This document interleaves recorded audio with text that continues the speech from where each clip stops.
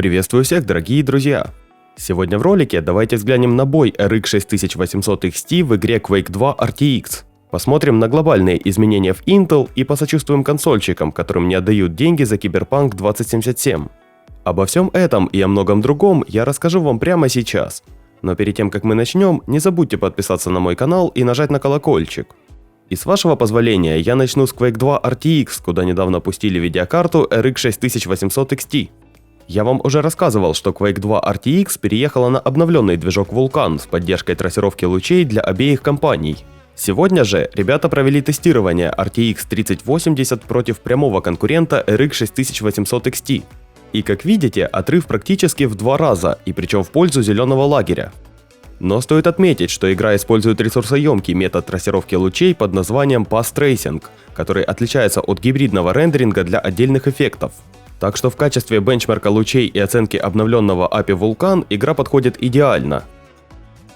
А вместе с процессорами Zen 3 компания AMD представила инструмент Curve Optimizer, который входит в набор технологий Precision Boost Overdrive 2 и отвечает за андервольтинг в автоматическом режиме.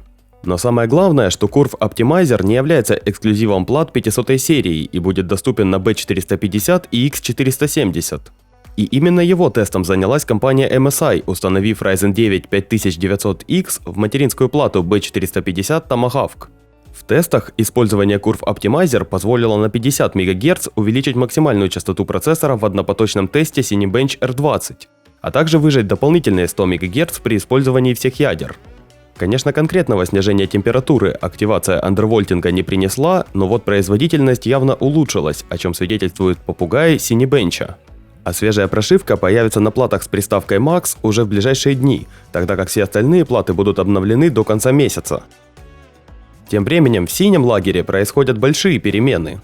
Стало известно, что компания Intel прекратила поставки процессоров Avengers Edition, но это небольшая потеря, учитывая, что акция уже давно прошла. А вот переделка всех логотипов нынешнего поколения выглядит очень даже интересно. Чипмейкер собрался убрать упоминание о поколении процессора с логотипа его модели. Перечень процессоров, которые затронут изменения, достаточно большой. Он включает как модели Pentium и Celeron, так и Core i3, i5, i7 и i9, причем поколение Comet Lake. Убрав информацию о принадлежности к тому или иному поколению с упаковки, Intel упростит параллельную реализацию моделей двух разных семейств. Покупателю было бы сложнее решиться на покупку процессора 10-го поколения в тот момент, когда рекламные усилия компании были бы направлены на продвижение процессоров 11-го семейства. Теперь же логотип будет единым для всех, без дискриминации по признаку принадлежности к тому или иному поколению. Пойти Intel на такой шаг, скорее всего, заставила не самая приятная миграция в старшем ценовом диапазоне. Ведь Core i9-10900K семейства Comet Lake S будет относиться к 10-му поколению и предлагать 10 ядер. А его преемник семейства Rocket Lake S хоть и будет представлять интересы 11-го поколения, но вынужден будет довольствоваться наличием только 8 ядер. Intel в этой ситуации было бы сложнее объяснять покупателям, чем их 8 ядер 11-го поколения лучше 10 ядер 10-го поколения. Что, кстати, интересно узнать очень многим, ведь в многопотоке выигрыша от этого не будет. Также Intel, судя по всему, уже собрался менять директора. Еще осенью Роберт Свон заявил, что специалистам Intel удалось устранить дефект 7-нанометрового техпроцесса. Изначально считалось, что Intel задержится в освоении 7 нанометров на срок от 6 до 12 месяцев, но теперь стало известно, что задержка будет более серьезной. Один журналист сообщил, что после беседы с Intel он узнал о 2 серьезных проблемах, которыми обеспокоены в компании. Совершенно новый 10-нанометровый техпроцесс, по его словам, не сможет достигнуть существенной доли в производственной программе, а великие 14 нанометров продолжат доминировать по объемам производства. В серверном же сегменте процессоры Ice Lake SP задерживались уже несколько раз, и теперь они выйдут не ранее второго квартала 2021 года, а количество ядер на серийных экземплярах сократится с 38 до 36 штук. Также процессоры Sapphire Rapids выйдут в серверном сегменте не ранее второго квартала 2022 года, а их 7-нанометровый преемник Granite Rapids появится только в конце 2023 года. За это время компания AMD успеет значительно укрепить свои позиции на серверном рынке, что пойдет в ущерб Intel. Компания должна четко определиться с выбором ассортимента изделий, которые будет производиться сторонними компаниями, а параллельно этому уже ведется поиск нового генерального директора, и Роберт Свон вряд ли сможет сохранить свой пост в следующем году. Из 4 кандидатов уже отобрано 3, но их имена пока что не называют.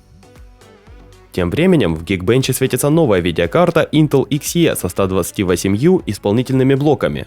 Судя по всему, это и есть та самая DG2, но работала она не в полную силу. Устройство имело на борту 3 ГБ памяти и частоту 1,4 ГГц, но результат теста намного хуже, чем у уже выпущенной Xe Max для ноутбуков. А вот компания G-Skill решила ворваться в рынок систем жидкостного охлаждения.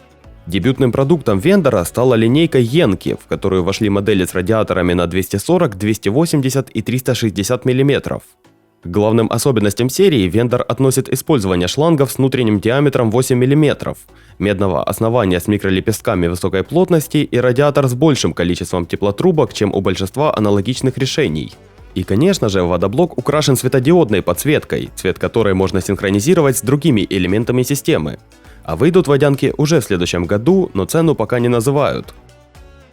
А ситуация с консольщиками и Cyberpunk 2077 только набирает обороты.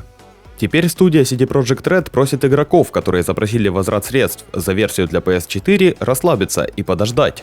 То же самое касается и тех, кто купил Cyberpunk 2077 на PS5 и играл в режиме совместимости.